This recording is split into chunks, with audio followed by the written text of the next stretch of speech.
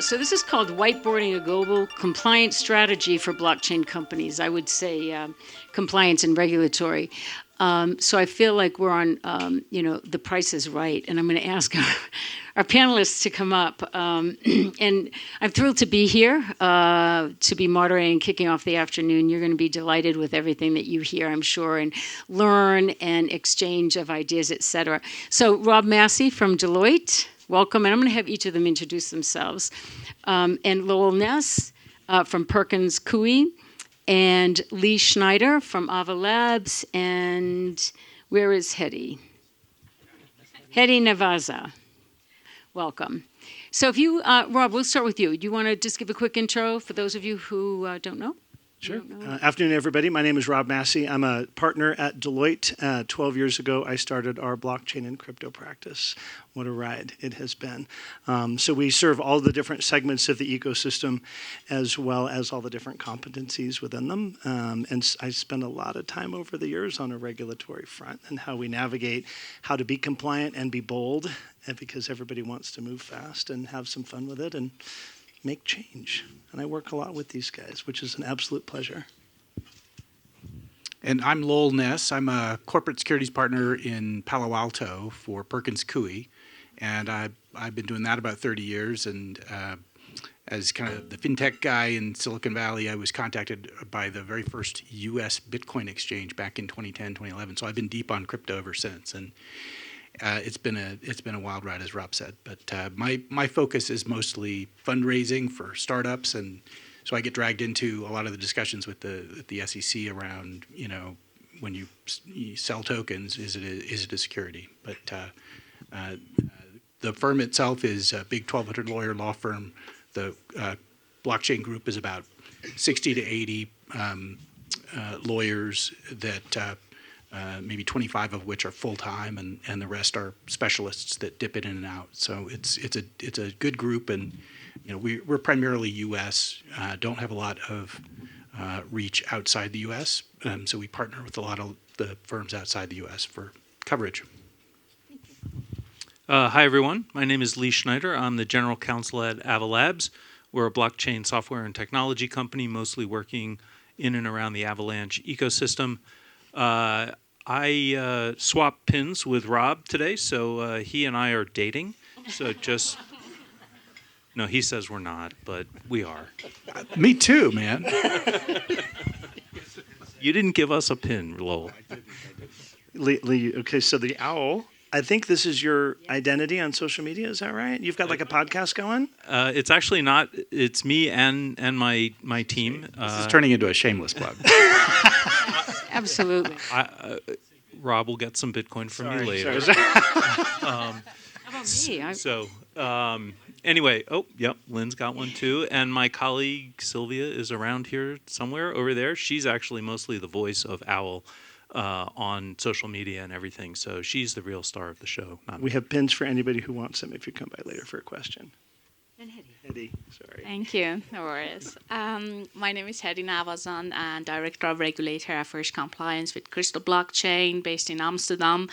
Historically, the background I have coming from TradFi, working with HSBC and other multinational institutions, and there was a moment, of course, if not too late, I joined the crypto space and working very closely with the regulators, central banks across the European continent, but also very closely with Washington authorities. We work and collaborate on educating, let's say, bridging this gap between technology and innovation and regulatory side, trying to find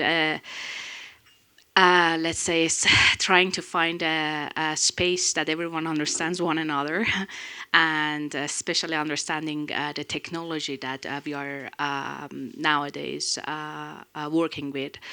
Very happy to be here, and pleasure meeting you again.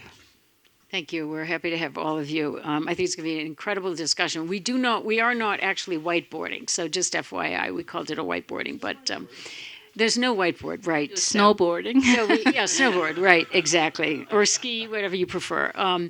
Any event, I think we all understand, regulation is sort of necessary, right? But as we had our prep call, we talked a lot about, okay, it's necessary, but why do we need it? And can you put a framework around it, Lee? If there are different organizations, different needs, different requirements, et cetera. So how do we put a framework around this need for regulation? Right. So I'm actually not sure we need regulation all the time, but that's maybe another conversation with some beer. The point that I like to drive home all the time is that blockchain, for the most part, people think of financial services, but it's moved well beyond financial services now. We have tokenization of all different kinds of assets. If you need any better proof that anything can be tokenized, look up the Fart Jar NFT project, my personal favorite. And you can see that what's happening on blockchain is much more than Bitcoin, is much more than payments, is much more than financial instruments. And so when I think about regulation, I think first, what are the functions and features of the token? And that will help me figure out if there is an existing regulatory regime for it. And there may not be, by the way. I don't think fart jars are regulated. I haven't checked recently. But when you look at people's SRO proposals, for example, they are just talking crypto assets. And for me, that is such a wide universe that I want more definition. I want more structure before I decide how any particular crypto asset is regulated. If I may add to Liz, I think, well, first and mostly, again, coming from a regulator background and working very closely with central banks, regulators are always behind. This is the truth. How much, let's say, we want to emphasize that. And the technology is ahead.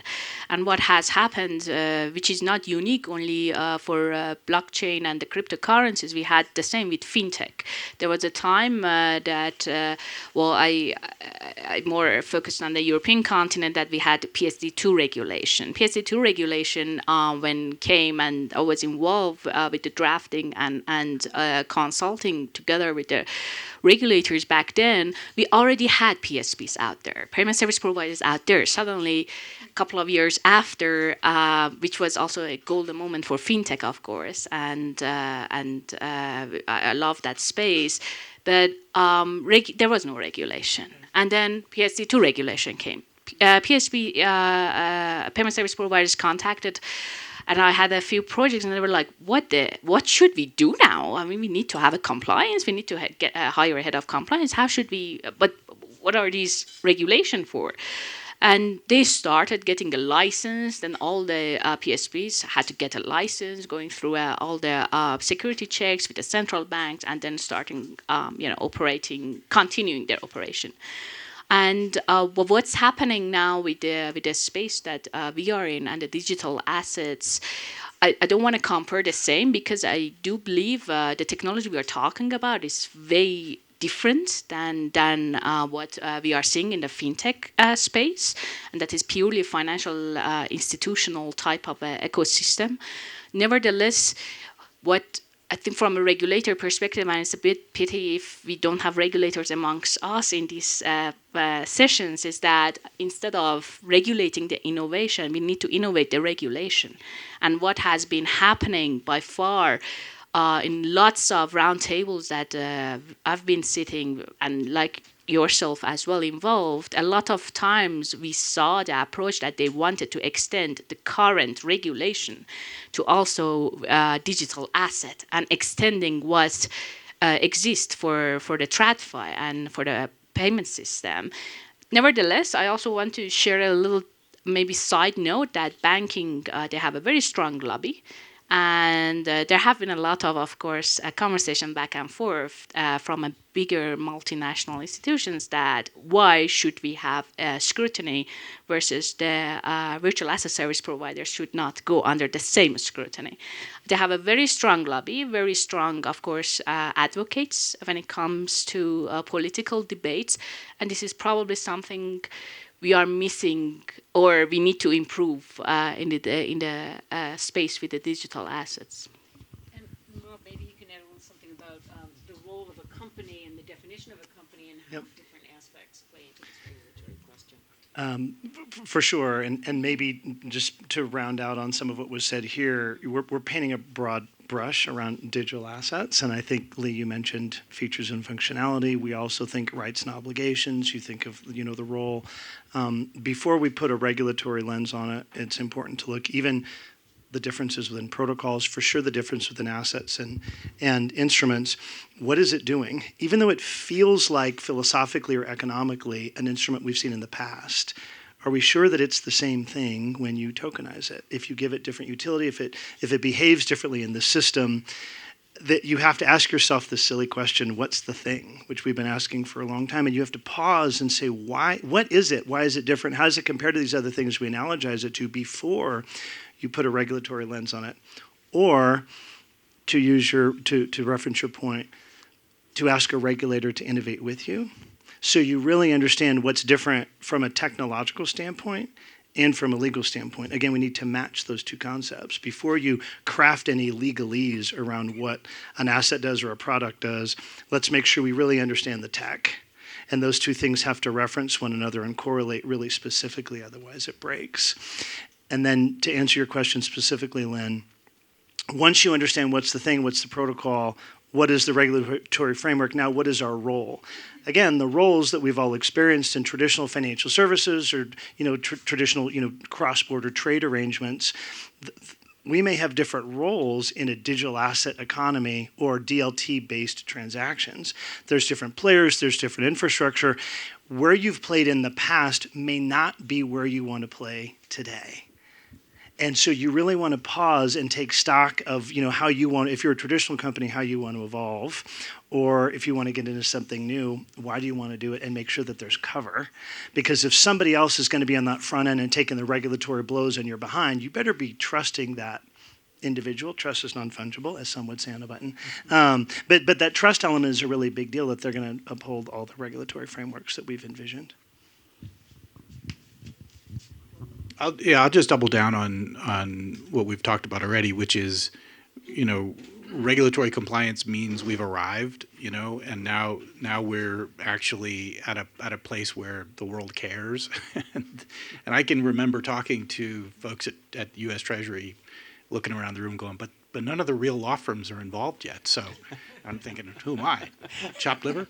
But yeah, we've arrived, and so it's time. And honestly, there is a place for compliance, right? It does create legitimacy. It creates, a sense of confidence, and it weeds out the bad actors, which makes, frankly, the whole ecosystem much more sustainable and ready for growth. So there's an absolute role for compliance overall, and but I agree with what you said. It's really hard, and the incumbents are going to try hard to sort of make the arguments that to have a level playing field, we need the same rules to be applied to the newcomers. Otherwise, we get disintermediated, and this is the whole point. The banks and others shouldn't feel that way, because one of the pins here, trust is non-fungible, is a point that I think does need to be made. And the banks are always going to have a role because they have a branded, trusted relationship with a customer. And there's a niche for that. But there's a lot of things that can be decentralized. And we need to have regulatory compliance for the things that can be decentralized that is brand new, because we haven't had that before. So there's a novelty that's needed in our regulation. But there's a place for the incumbents to have their branded relationship with their customers that does require different fiduciary-like regulation. And I think, customers can choose between whether they want branded, trusted relationships or trustless, technology-driven relationships. But both need to be regulated, and differently. Yeah. Well, thank you. Sorry, just to pick on a point that Lowell just made about the need for regulation in decentralized systems. What that regulation looks like, as I think Lowell was alluding to, is something that I don't think anybody has a great idea yet. I think we have good ideas about when there's an intermediary in place. We have good ideas when there is a quote-unquote dealer in place, somebody who stands ready to buy and sell all the time. But we don't have good ideas when there is just software in the middle. And people talk about peer-to-peer transacting. I think that's what happens on layer one protocols.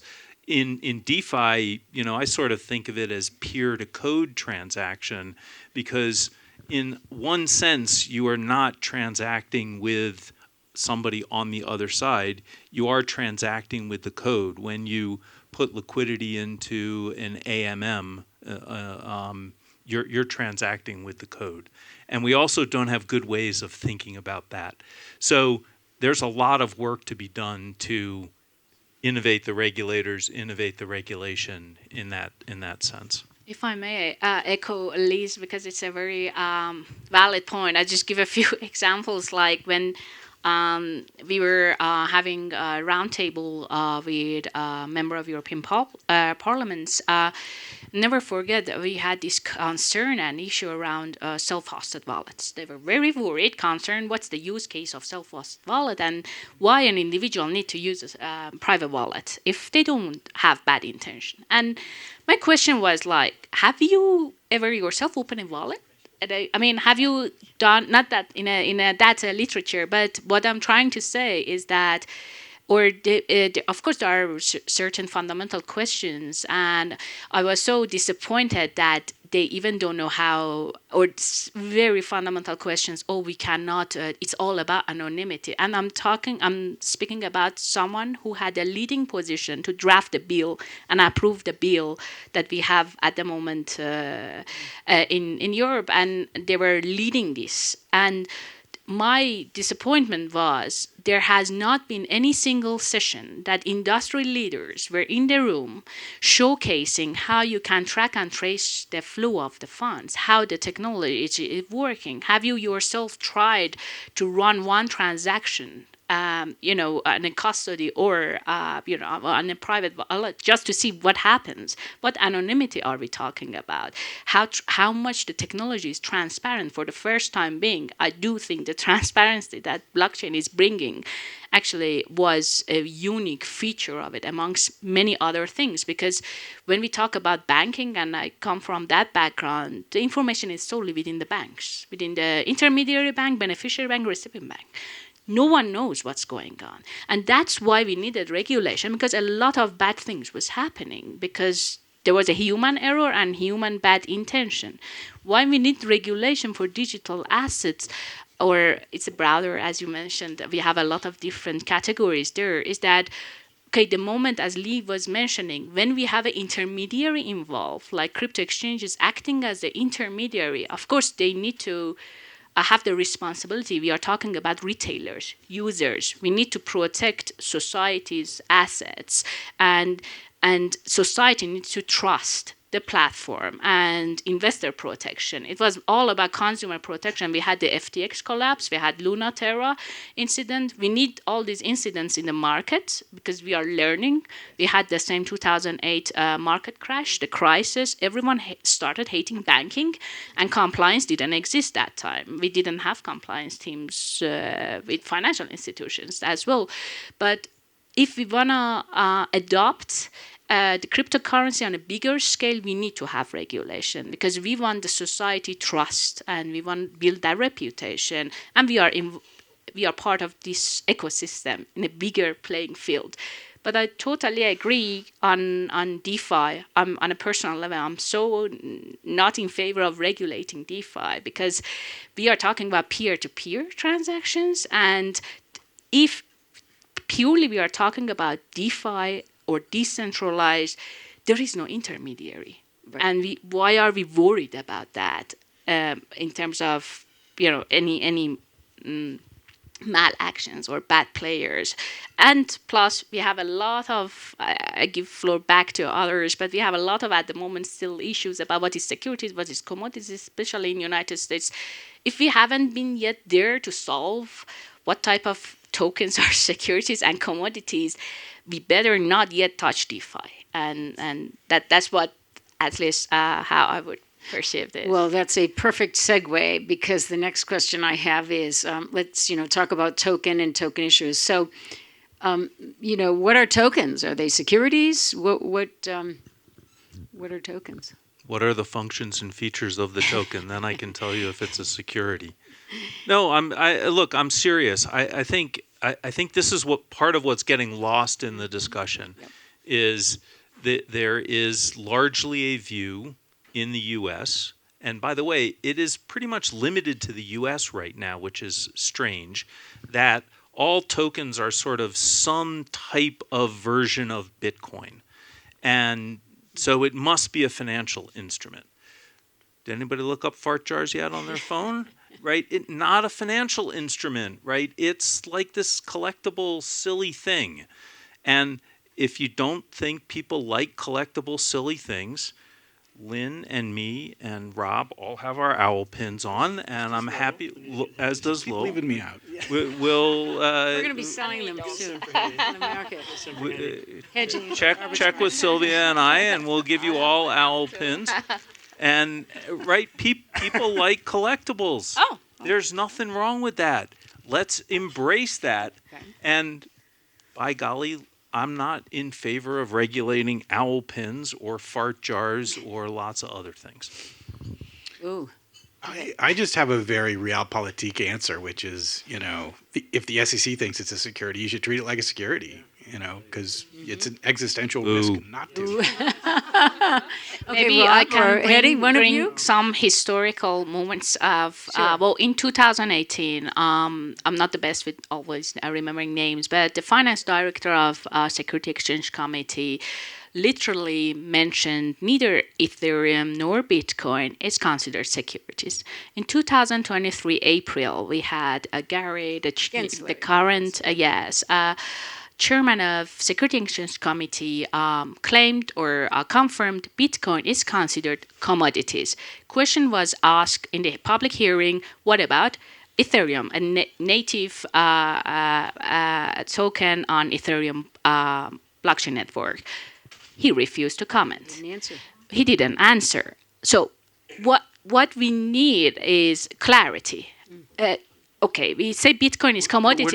We're not going to get. I'm sorry to interject, Eddie. I apologize.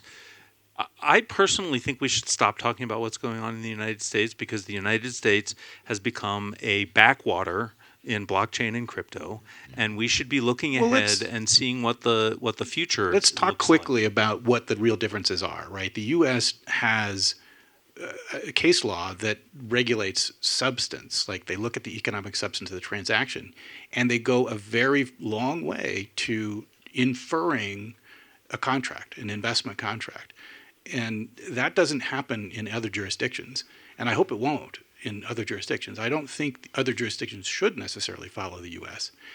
One of the things that we saw in the ICO boom, frankly, is when untethered, this is the real cost of compliance with securities laws, is we have a really amazing ability to raise capital when it's unfettered by regulation, or at least people are ignoring it. And that was a real wake-up call, I think, for a lot of Europeans who saw, oh my God, we can actually leapfrog the U.S. in capital raising if we actually treat this in a much more sensible way. It's a right to nothing, after all. And maybe we shouldn't mix it in with our capital markets, which was certainly a choice that the SEC had early on, was to say these things are not securities, don't pay any attention to them. So that's part of the reason why I say we have arrived. We've attracted the attention of the SEC. They've declared them to be securities. It's kind of a big deal, but I don't mean that other people should follow, and I don't think their laws require them to. The Howey case law is extremely overbroad. What we have, maybe. While I can't comment on securities laws, to be clear, there are different rules that may not have a dependency on the SEC definition of security. So there are 17 different definitions of security in the Internal Revenue Code. So from a tax perspective, we have our own rules. They are not dependent on whatever happens in these other bodies. Same thing from an accounting perspective. And that's complicated, but it's an important thing to remember because we keep talking about this label or this brand, and it is a really important conversation. There's very different considerations for tax and accounting purposes, which we need to keep in mind because those are real time, and there are different rules, there's different frameworks, many of which can be applied with a tad more grace, I would say, from a tax and accounting perspective than we've seen in a broader context. So just to keep that in mind. And it's not just. I'm sorry, Hetty. I keep interjecting. You go ahead. I hope it's a hate-love relation. No, please, go ahead. I'll give you another owl pin later. Oh, fair enough. Fair two. enough. Maybe two. That works. I was just going to say, to expand on Rob's point, there are different definitions of the same basic concept in many different laws. You look at it from an AML perspective, and the FATF is talking about virtual assets, and that has a very specific definition. And so we're seeing different legal regimes having different definitions for things that are that the SEC is talking about being securities. And so we have to keep all of that in mind. It increases the complexity of our job as lawyers. It increases the complexity of your job as a tax accountant. It increases the complexity of the policy people, because we have to constantly explain all of these differences, which is why I go back to the functions and features, and that's what I want to see, and that's what I want to evaluate, as opposed to rushing headlong into it. And I know from an accounting and a tax standpoint, the functions and features of the thing are what you're evaluating, right? The recent FASB ASU, that's all about functions and features.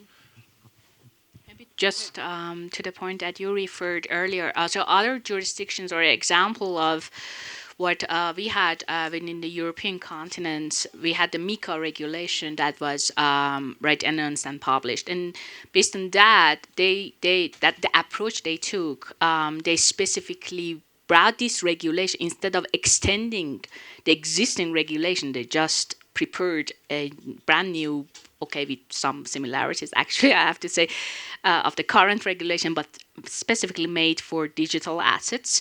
And in that regulation, as a default, everything is considered by default under securities, unless the issuer reach out to the national competent authority and explain they can get an exemption that the token that they are listing is not securities, because as already Lee mentioned, because of the certain functions and applicability that the token has. And under, again, MiCA, we have the cryptocurrencies, which is explained as a means of a payment or medium in an exchange.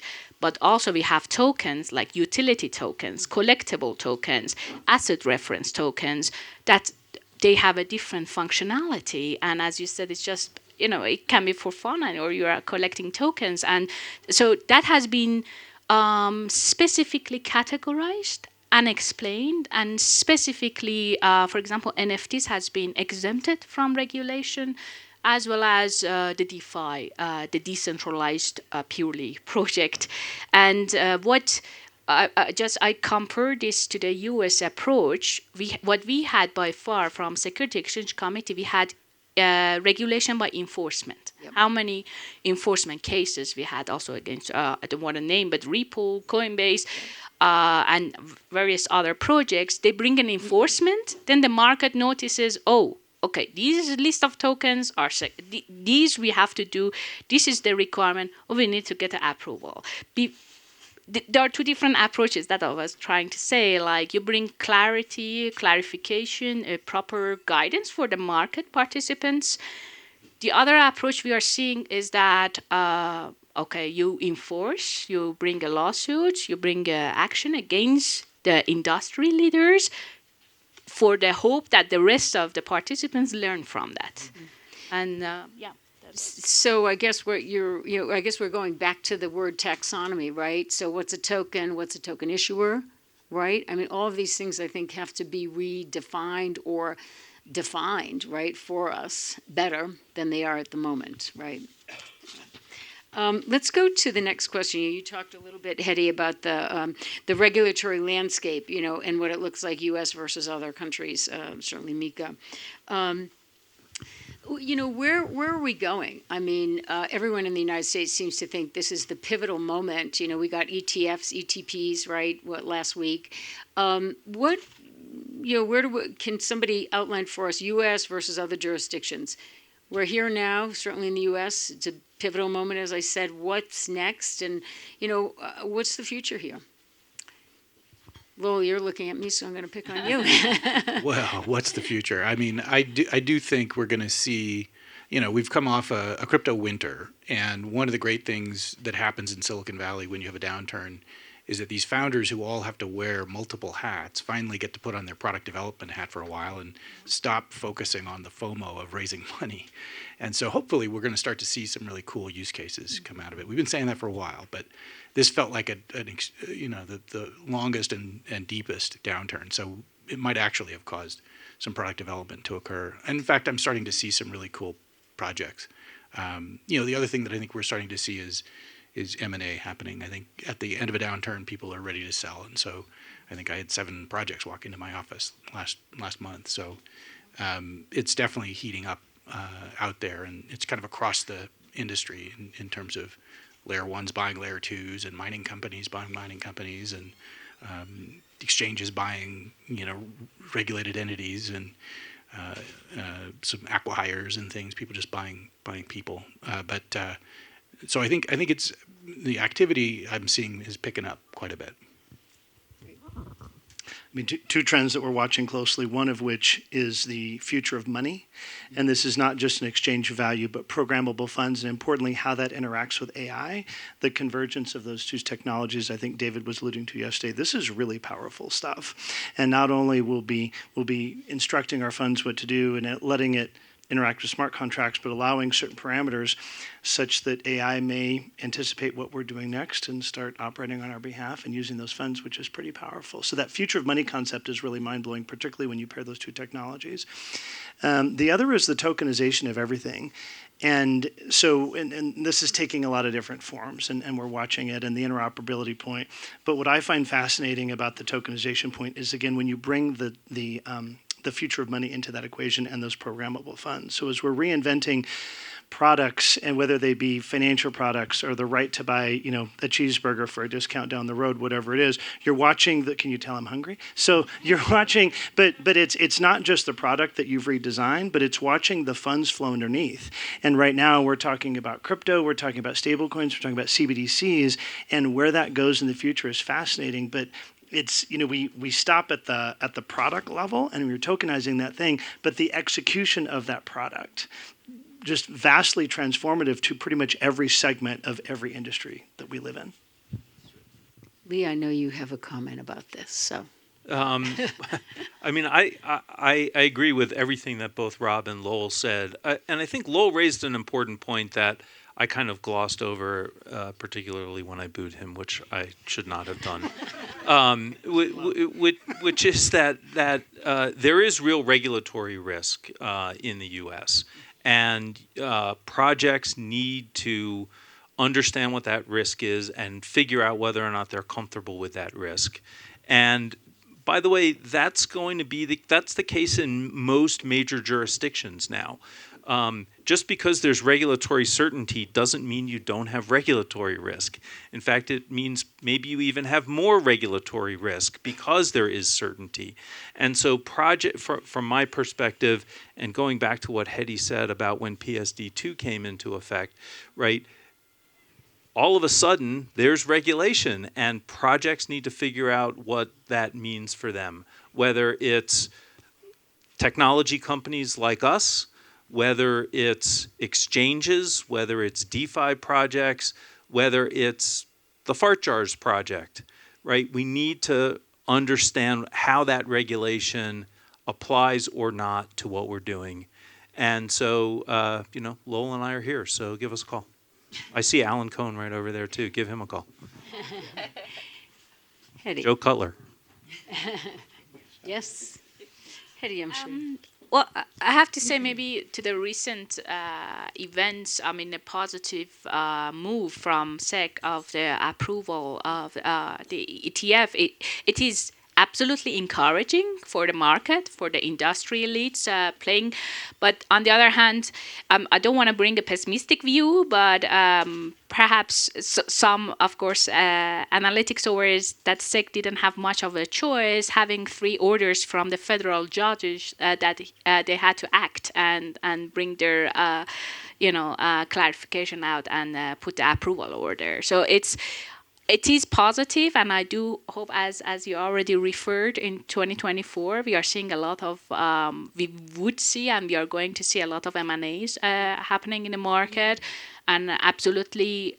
With the SEC, hopefully we see more of rule of law instead of regulation by enforcement movements. Can I just make another regulation point? We talk a lot about whether or not a token is a security, which is important in the U.S. I actually think the biggest regulatory risk for blockchain as a whole is the anti-money laundering stuff and the sanction stuff. I think the way that different jurisdictions are talking about defining intermediary and pushing it to include miners and validators, self-hosted wallet software providers, bridges, I don't even know what all. I think the envelope is getting pushed in the wrong direction there. And I think it's getting pushed in the wrong direction to asset classes that are not financial instruments at all. And that has been traditionally the dividing line. I realize there are a couple of other exceptions to that, but that's traditionally been the dividing line. And if we're pushing AML into the real economy, then we're going to be living in a very, very different world from the one that we live in today. There's a corollary to the AML rules out there, and this is tax information reporting. And this is not just in the U.S., but it's happening in real time. The OECD's guidance, which is culminated in CARF, being adopted by different countries in Europe over time, soon to come to you. And then in the U.S., we have informational reporting and coming on live. And the core, I mentioned corollary because this concept of, who is your counterparty? Is there a counterparty? What do you do with that concept? We're still wrestling with it. At the same time, this info reporting is a real thing. And most companies addressing this topic are doing it jointly. They're addressing KYC AML, and then they're addressing the tax topic. And in some countries, those agencies who are in charge of that are working together. Sometimes they're not, which is an interesting discussion. But just to track that real time, because we do have laws. These have been enacted. Yep. They may not yet be effective, and they may not feel very practical, but they are laws, and they have teeth. Yeah, if I may, sure. Just on the AML part, from bringing a bit of a more optimistic view for the session, from a crime perspective, by far, if we look at the statistics, the majority of financial crime is happening in a cash.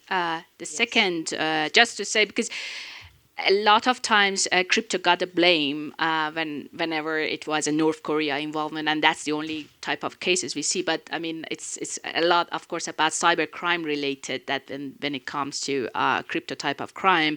Nevertheless, when we see the financial crime statistic, majority of the criminal funds going through the cash.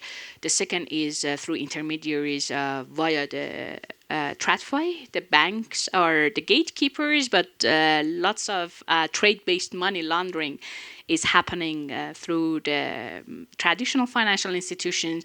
On the sanction part, we had, of course, the Russia when the unfortunate invasion happened, and a lot of media went through, is Russia going to use crypto to evade? No, because on a macro level, it's impossible. Not that we have had, of course, cases that you see it's been happening, but it's very minor in terms of the bigger scale of a macroeconomic of a society being able to use crypto. But because at the end of the day, also criminals need to turn it to cash. They need to get, so we cannot keep it on the platform. They need to get the money out. And again, they need a bank to facilitate that. I always advocate that crypto is not that bad or in being used for criminal purposes. But of course, there are cybercrime related crimes that we are foreseeing in the AML space. I think we're out of time. I just want to follow up in sort of summary. Thank all of you. Great conversation. I'm sure people will approach you. Trust is non-fungible. Innovate the regulator. I love that. The idea of crypto winter is over. It's going to bring new products and, M&A, et cetera. The future of programmable money. What does that all mean? Different legal regimes, increase the complexity of this thing, right? For sure. We're not seeing harmonization at this particular moment. And then tokenization of everything. So thank you all. Be sure to reach out to them. And thank you very much. Appreciate it.